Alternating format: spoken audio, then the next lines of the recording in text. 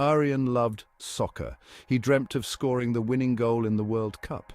He imagined the crowd cheering, his heart pounding. One day, while playing with his globe, something magical happened. The globe started glowing. A tiny, sparkly dragon popped out, flapping its iridescent wings. Did that just happen? Aryan rubbed his eyes in disbelief. This was more exciting than any soccer match he'd ever seen. The dragon spoke, its voice like tinkling bells. "Greetings, I'm Sparky, and I'm here to take you on a magical adventure."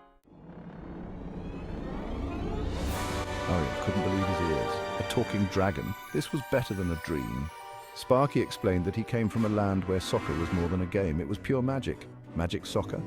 Aryan's eyes widened. Sparky, perched on the globe, pointed his tiny claw towards a spot. "This is where we're headed, the land of Fantastica!" Aryan was mesmerized. The globe showed a land filled with rainbows, chocolate rivers, and talking animals. He was ready to trade his regular soccer ball for a magical adventure. Sparky, with a mischievous grin, chanted a spell, and the room began to shimmer. Aryan felt a funny feeling in his tummy, like riding a roller coaster for the first time.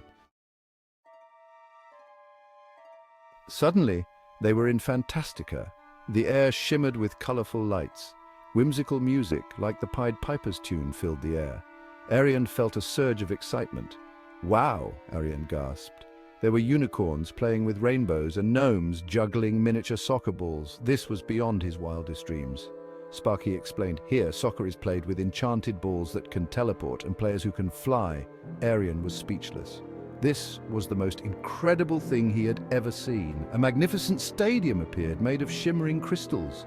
Cheering fans, a mix of fantastical creatures and humans, filled the stands. The magical soccer match was about to begin.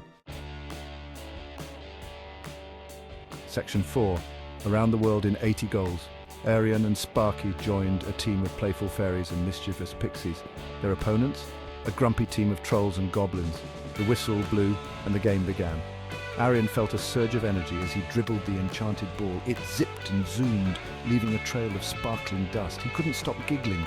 They played across floating islands, through enchanted forests, and even on the back of a giant flying turtle. It was a whirlwind adventure.